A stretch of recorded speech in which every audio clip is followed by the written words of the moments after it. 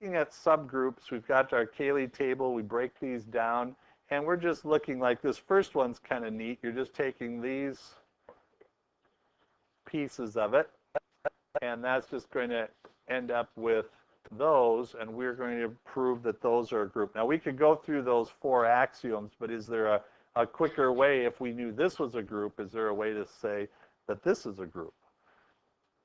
And so what they've come up with is that given a group G under operation star, H, what is this saying? What is that saying? Subset or what? Or equal set. Okay? So the 2 criteria that seem pretty obvious, don't they? Is that it can't be an empty set. That doesn't work. Non-empty. You have to show that there's something there for it to be a subset. And then the original has to be a group. So that seems obvious. It has to exist, and then it has to be, the group it comes from must be a group. If you knew that, then you could say that this smaller one is a subgroup. And we write this, and I want to highlight this. Would you highlight this too? H is less than G. That's going to be a smaller piece of G, and it has to exist. 2 trivial ones, okay, and it doesn't fit this one. Well, no, this would fit. 2 trivial members would be the entire group. So I like to say the entire group. Or in this case, H, right? Is it G? We have G. We're looking at H. So G under operation star. And then the other one that's trivial is your identity element under star. So those are the 2 trivial subgroups. And then I would like you, if you would, take your highlighter. Do you have highlighters on your iPads? I know you do. Would you highlight this nested subgroup? I don't know if you've thought of this yet, but it's pretty foundational as far as how the number system works. So under addition, you could look at this with multiplication too.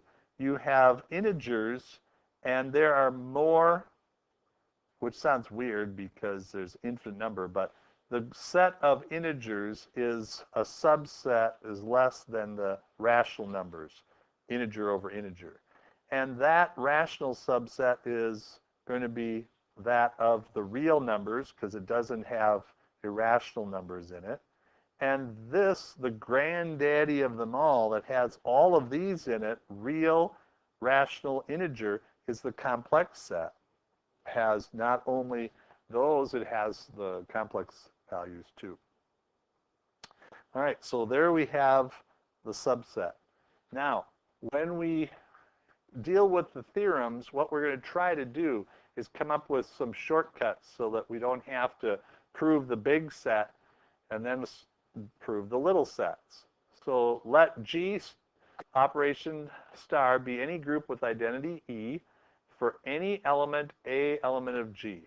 The subset here, H equal to A to the n, that's doing that operation n times, where n is an integer, and A0 equals 1, if you can show these 2 for n as an element of the Z plus, then you can say that H star is a subgroup. So one more time, these 2 show those 2, then you can form that, prove that subgroup. A1 equals A. They used AP, AQ, and they operated those.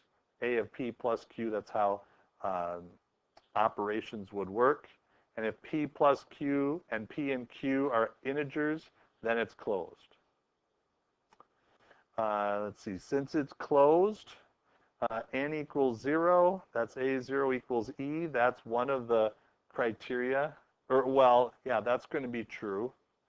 And E is a trivial set.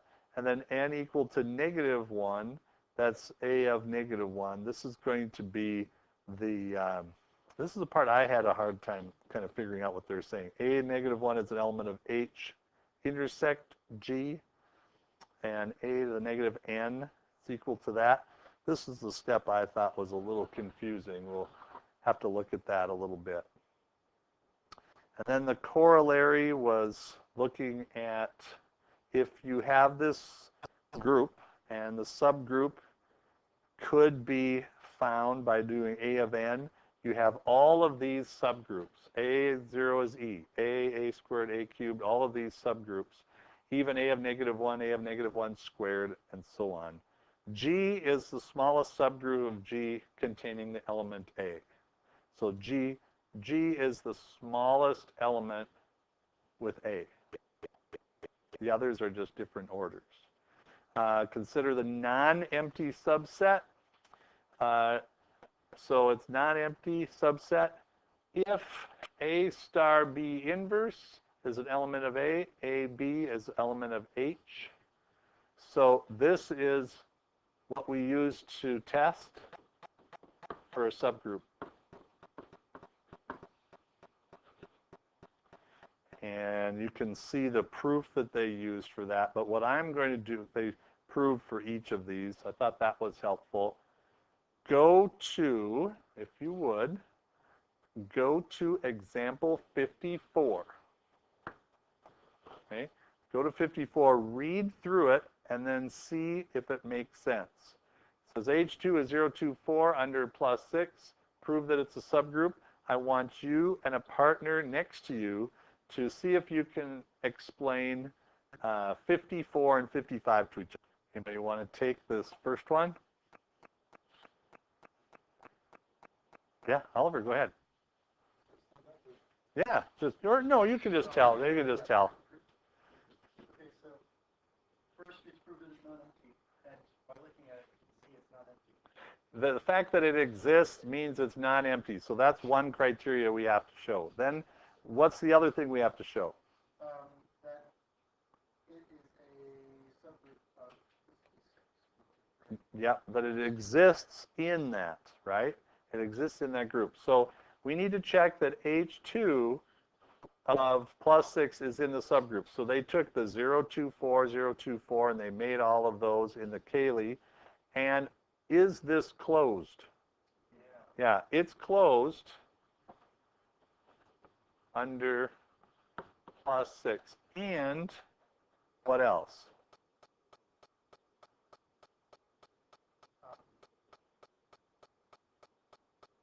Oh, you're...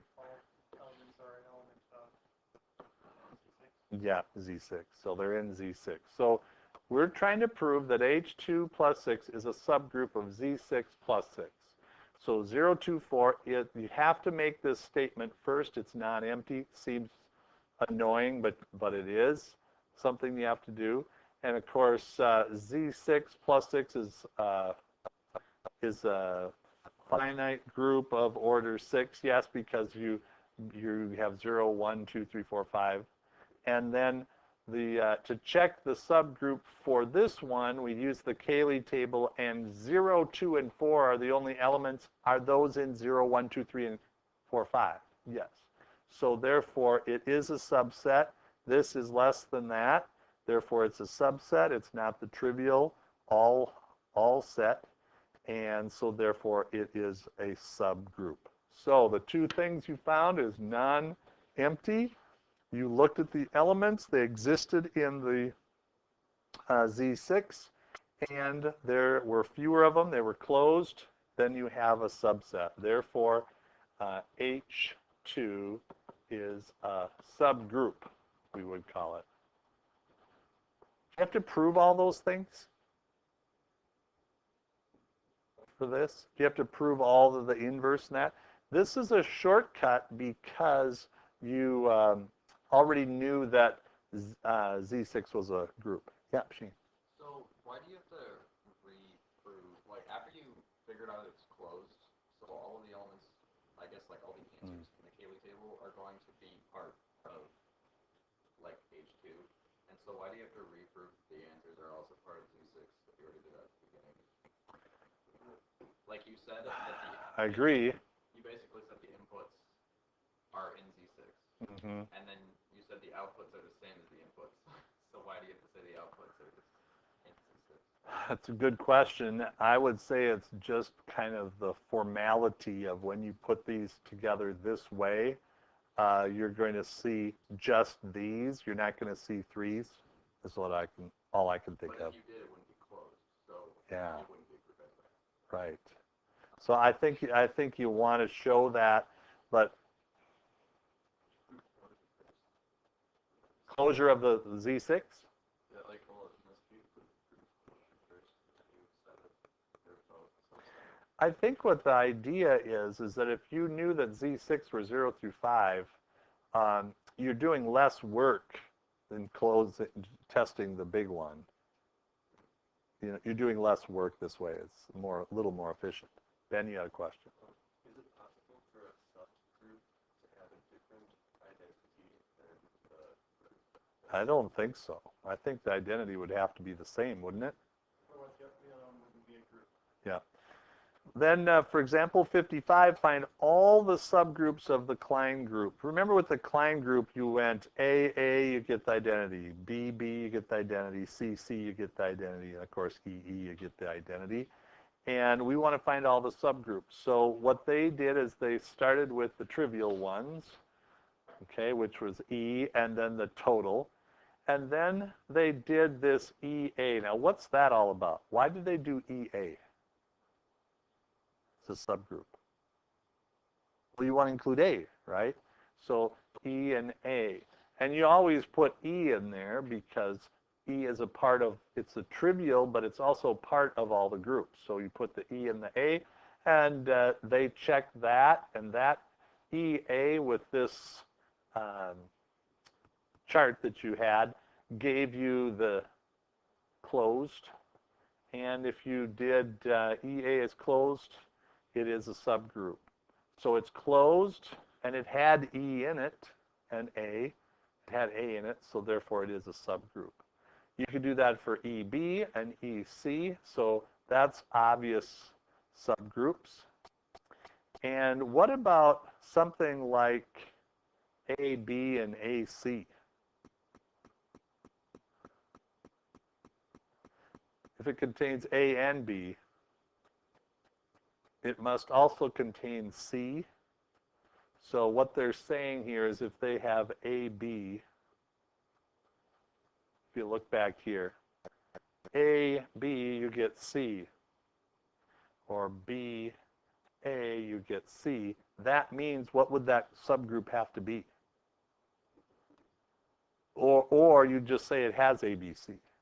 And then if you have ABC, that's all of them. So the subgroups would be E, and you had the group EA, you had EB, had EC, and EAB and C. Because you can't have just AB or AC. You're going to have all of those. And so these are the ones that they had. Now wait, did they mention, why didn't they have EABC?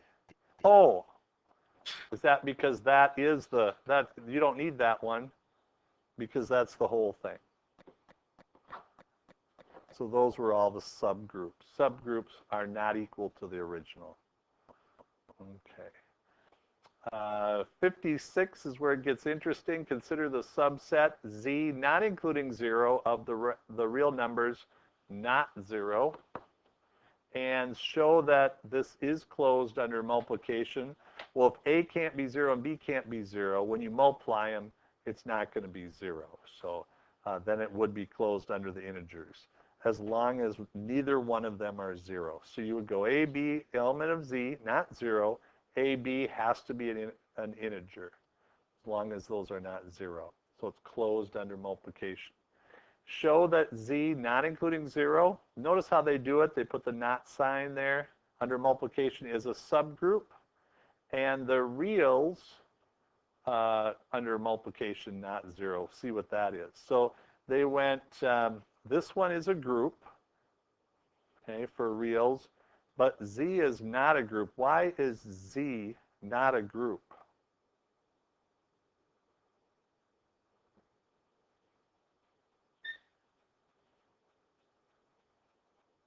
I think it has to do with the inverse.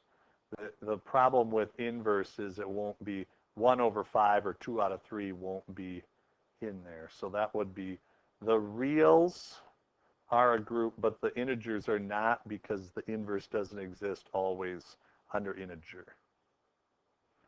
Not contradict, not a finite group. All right, here's where it gets good. Did I have this, is this on yours? This answer here? Oh, good, good. Go ahead and try number 1, A,